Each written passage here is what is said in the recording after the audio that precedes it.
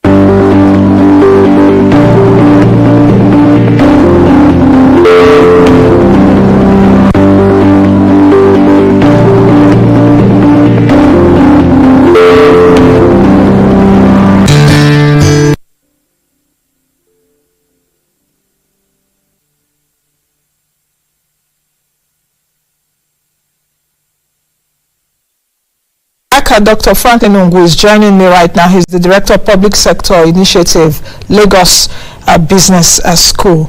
Dr. Ongu, welcome to the show and thank you for joining me today. Good morning, Nancy, and thank you for inviting me.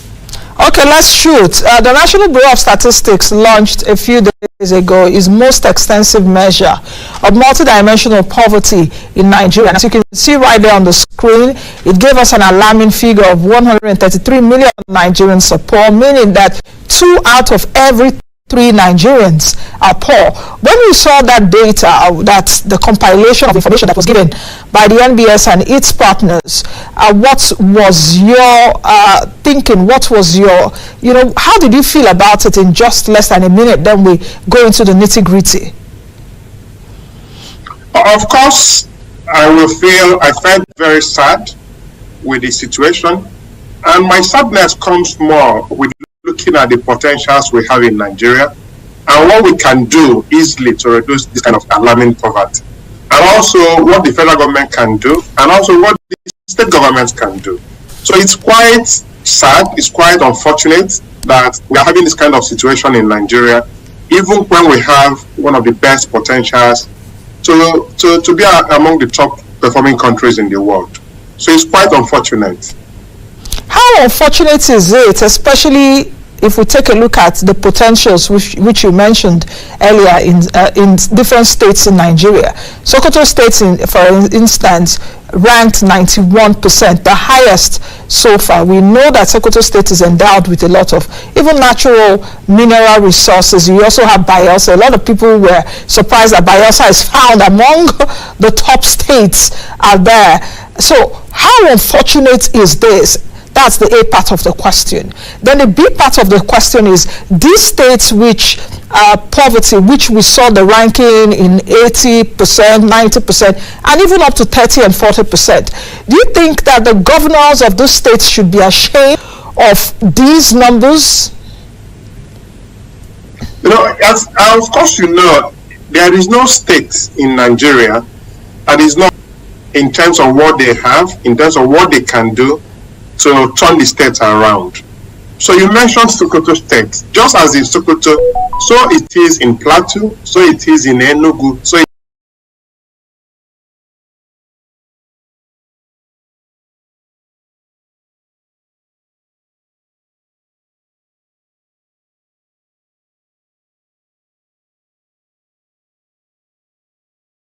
it is in Rivers and all that. So there is no state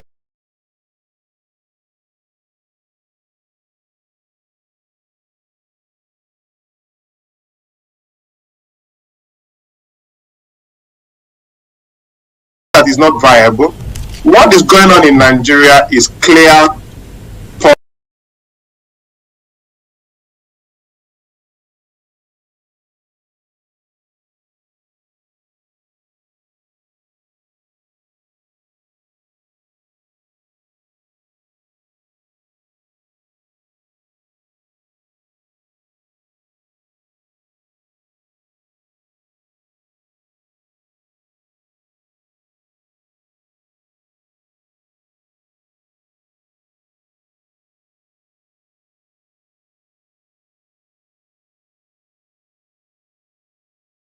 Leadership at both federal and state level. And I also believe that even though that the federal government is responsible for security, which they are supposed to provide, even though they haven't provided that level of security, the state governors, in terms of the blame, they should be blamed more, because they are more or less the chief executives of their states. They are supposed to be telling us, since they took office 7 years ago, what they've done in their respective states. So a state where you have all the potentials, I am not doing anything to change the narrative. You're just busy collecting money from the federal government on monthly basis, and you're now saying that everything should be blamed on the federal government. Is quite unfortunate. So it's clearly poor leadership on the part of the governors to be saying that they don't have a responsibility and are not contributing to this issue of state of poverty. If you look at example, Plateau State, the potato that come from Plateau State is very, very good. So even if they focus on potato alone, go and check what Netherlands did with potato in the last couple of years. So for again, if you look at Sokoto, 90-something percent. Interestingly, the governor of Sokoto State is busy with politics. So if you look at Enugu State, for example, former eastern capital of Nigeria, poverty rate almost above 60%. Meanwhile, these are areas that we have enormous potential that if the state can do a little, there will be no poverty. The issue of insecurity, for example, is it not possible for the state governors to make sure that all the forests, all the bushes in the state are properly cleared and are planted with agricultural produce to make sure that the bandits and the criminals don't stay in these places? If they keep waiting for the federal government to do everything, of course, we'll not move forward. So the governors should clearly tell Nigerians what they've been doing with all the resources in their states, and also what they've been doing with local government to be able to move us from this abject poverty that we are to a state of prosperity. Now let me take excerpts from what the Nigerian Governors Forum responded. Their response to what the Minister of State, Budget and National Planning did say. In fact, I watched Clem Agba when he was addressing journalists and did say that the state governors, the states are to be blamed for this poverty and numbers that was released. But the NGF, through its spokesperson, Bello Barakindo, said the federal government's dereliction of duty and inability to secure lives and property is the main reason for high rates of poverty in states. First and foremost, the primary duty of any government is to ensure the security of lives and property, without which no sensible human activity takes place. But the federal government, which is responsible for the security of lives and property, has been unable to fulfill this covenant with the people, thus allowing bandits, insurgents and kidnappers to turn the country into a killing field, maiming and abducting people in schools, market squares and even on their farmlands. The dereliction of duty from the center is the main reason why people have been unable to engage in their regular agrarian activity and in commerce. I go further to say, to quote what was said, how does a minister whose government has been unable to ensure security, law and order have the temerity to blame governors? Interestingly, Nancy, as you know, the federal government is led by APC. We have more states in Nigeria under APC control. So if the state governments are blaming the federal government, they are blaming themselves, because all of them converge in Abuja to do National Council of State meeting and other meetings that are focused on addressing issues of Nigerian development. So nobody is questioning whether federal government has done well with issue of insecurity in terms of reducing this insecurity in the country. They've not done well. However, what I'm trying to say is that even though that the federal government has not done well, the governors are looking for just a cheap excuse in their own very, very poor performance in what they are supposed to do. If we look at that report, the question some of the governors are supposed to be asking themselves is, what is Ondo State doing? What is Edo State doing? What is Lagos State doing? And other states with lower poverty levels, as compared to states where you have 90% of the citizens classified as poor, as compared to states where you have 7% of the citizens classified as poor. So even if you're doing something and the insecurity on the federal government is not helping, but we should see visible evidence of what you're doing. We expect the governors to come out and say clearly, in this my last 7 years or 6 years, I've created XYZ number of jobs. We are supposed to ask them, in this number of years, I've also made sure that so number of people have moved out of poverty, even with insecurity. We are expecting them to come and say, in these last years, I've had meetings with local governments and we've done proper mapping of our states, and we now say this local government will focus on this particular agricultural produce, this one will focus on this, and we'll provide them with all the necessary support that will make sure that this happens. We will clear the forest, we will clear the bushes, we will support small and medium enterprises to be able to achieve that. That has not been done. In my own state in Enugu, what you see more is billboards telling us that the state is in the hands of God, when more or less the poverty rate in the state is almost going very, very high. So the federal government has blame, but the state government, I will blame the state government and the local government more, because they've not been able to do anything. How many governors have come out to tell us that in the next 4 years, in the next 3 years, that I'm going to move my IGR from 20 billion or 30 billion to 100 billion through agriculture, through manufacturing, through this and through that. At the end of every month, all of them will converge in Abuja, collect money, come back to their state, and do almost nothing with it. So we should be able to put the blame more on the state governors to really tell us what they are doing to make sure they transform their states. Now, Doctor, if we take a look at the state and the local government, and I like that you brought in that dimension, and let's expatiate on that. If you take a look at the local government, we know that the local government, their accounts are tied to the state government.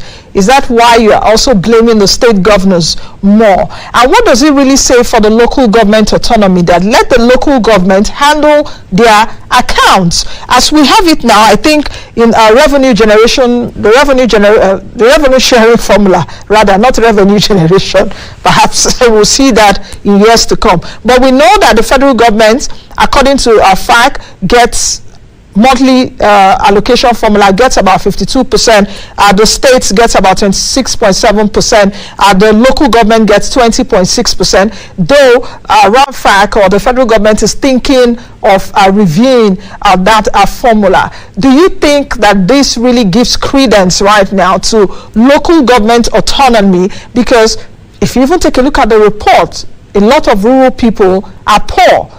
Majority of poor Nigerians are even children. 66.5 million of Nigerians that are poor are children. And I think all of us that are adults should really be ashamed of ourselves. And even the leaders, they shouldn't just go gallivanting, they should be ashamed of themselves. That's exactly what I'm saying, Nancy, that if you look at the report, majority of poor Nigerians live or stay in our rural communities. And who is in charge of the rural communities? Local governments. So the federal government cannot be in Abuja and address issues and challenges in 774 local government that we have in Nigeria. That's not possible. As I keep mentioning, the federal government is to be blamed for the level of insecurity that we have in the country. However, whether the accounts of local governments are more or less joint or joined with the state government's own is immaterial, really. In the sense that if you look at the way the local governments are elected, local government chairmen are elected, it's more or less it's the same thing. But whether they are joined or not, the state governments have an oversight responsibility to actually ask a local government, what are you doing with the money you're getting? If they are joined, if they are joined together, it means that the state can actually say, Mr. Chairman, you must do X, Y, Z. If they are not joined, he can also ask the chairman, you must do X, Y, Z. And I doubt there is any local government chairman in Nigeria that will question, oppose, and say no to the governor in terms of developing their local government. If they want to do it, I don't think that there is any local government like that. So what is going on is that there is a clear collaboration between the local governments and the governors to underdevelop and cause more poverty across Nigeria. The governors should be held accountable. They control the local government, and they should tell us what they are doing with the funds going to the local governments. If the local government are saying, oh, we are not using the money very well, as I said, the state governors have that oversight responsibility to say, even though we know that you are the third tier of the government, but we also want to know what you're doing with X, Y, Z. If, for instance, the governor comes out and says, I've looked at all my local governments, and this local government is doing well, this one is not doing well, the citizens of that local government will question the one that is not doing well, and they will celebrate the one that is doing well. So the idea of the state governors blaming the federal government, shading the local government, and not blaming themselves is highly, highly unacceptable and is condemnable. Nigeria should tell the governors that they are also the chief security officers of their states, and they should do what is needed and required to move Nigerians forward. As you rightly pointed out, poor Nigerians and the rural areas controlled by the local government and the state governors. So what are they doing with the money? And as I said, if you look at the report, the disparity is quite high. Why you have 90 in Sokoto and you have 20 in some states?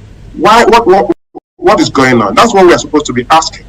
And of course, each of them every year they will have a budget. They have IGR. They get from Abuja. So what are they doing with the money? In my own local government, nothing has been done there in the last 6 years or 7 years, except beautifying the local government headquarters. So the question is, what has happened to all the money that are receiving? My own calculations of government in Nigeria receive over 100 million naira every month, over 100 million naira every month. What do they do with the money? So that's the question. And as I said, if they are not using the money, the governors are supposed to ask them what they are doing with the money. If they are not asking them, it means that the governors also know what these government chairmen are doing with the money, because they're not accountable to anybody. You know, it's very distasteful that, like you said at the beginning, this is a country that is endowed with so many natural, human, and mineral resources, and yet Nigeria perhaps is still the poverty capital of the world, because I know that, was it in March this year or sometime ago this year, India, but with 113 that are poor, this is not good optics for us. What do you think should be done right now to lessen these numbers? That's one. The other part of my question is, if you take a look at the poverty prevalence, is more in the north, and the north is very agrarian. What can be done despite the insecurity in the north to alleviate poverty there? I hope you're taking note, Doctor. The third part of the question, because I'm just, the thing is hitting me in my brain, so I have to bring it out quickly. The third part of my question is down south. Was it Abia State that was, the Abia State governor was at, was it New Telegraph that did an award ceremony about 2 weeks ago or some days ago? And he came up to the podium to say, we've done this, we've done that, he touted Abia State not being so high on the poverty index. But I'm also on the view, because I analyzed these numbers when they did come out by the NBS some days ago, that no state should just even say we're exonerated or we are 20-something percent. 20-something percent is also still big enough poverty in your state, because it's also talking about children poverty or child poverty in your state. So please, Doctor, respond. In terms of what can be done, as you mentioned, some countries in the world, they've been able to pull significant number of their citizens out of poverty. Is it possible in Nigeria? Yes. And this has been properly captured in different studies, different opinions in terms of what can be done. So in Nigeria, for example, for you to be classified, it means you're unable to afford maybe about $2 every day.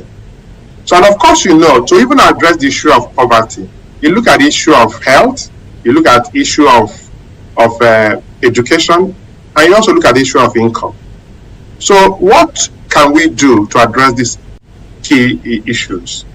First of all, is how do we start addressing the income of our rural population? And I believe, as you mentioned, the north is quite agrarian, and the land in the north should be our main source of addressing the issue of poverty. What it then means that there's supposed to be a concerted effort to drag government education. It means that you can go to school. With school, you'll be able to learn more skills. With more skills, you'll be able to earn more income. And of course, the thing continues. So it becomes associational. But more importantly is, how do we focus on children and women who are more or less the bearers of development? So if, for instance, we focus on women and say that we want to empower women, particularly in the north, what can we do? It's mainly through education. Then if we move that, if we combine education and agriculture in the north, and also move back to the south as well, it's almost the same thing. Because of course, as you have fertile, arable land in the north, so you have in the south as well. And then you can now combine it with more education, more opportunities, and there is a book written by Amartya Sen that is called Development as Freedom. It means that if you're able to open up the environment for people to be able to achieve their potentials, poverty will reduce. Let me go back to my state again, Enugu State, where they produce palm oil. If, for instance, you say, let everybody there that's in the rural community, let them plant, let the state government take it as a priority to open up the whole place and say, let's plant palm trees. We can export palm oil. If the governor of Plateau State say, okay, let's decide and say we're going to go into potatoes. It means Plateau State can actually be the #1 exporter of potato in Nigeria, and poverty will reduce. All I'm trying to say is that while the federal government also provides security, it is the responsibility of the state governors to come out with policies and strategies and effectively implement them to reduce poverty in Nigeria in collaboration with the local governments that we have in Nigeria. It is very, very, very important. And it's important that the media, everybody should put pressure on them to do what they're supposed to do. If the federal government is not doing enough, it's also the governors who should be in the right position to blame, pressure, coerce, and cause the federal government to do the right thing in terms of addressing the issue of insecurity as well. You know, it's I'm just taking a look at the NBS report again as I'm speaking with you, and of course on those states is tops. You have tops that is in terms of the poverty rate is not too high. You have Sokoto, Bayelsa, Jigawa. There's those that have the highest rates of poverty in their state. And let me count the top 10 very quickly. Sokoto, Bayelsa, Jigawa, Kebbi, Gombe, Yobe, Plateau, Taraba, Zamfara, Ebonyi State. Those are the top 10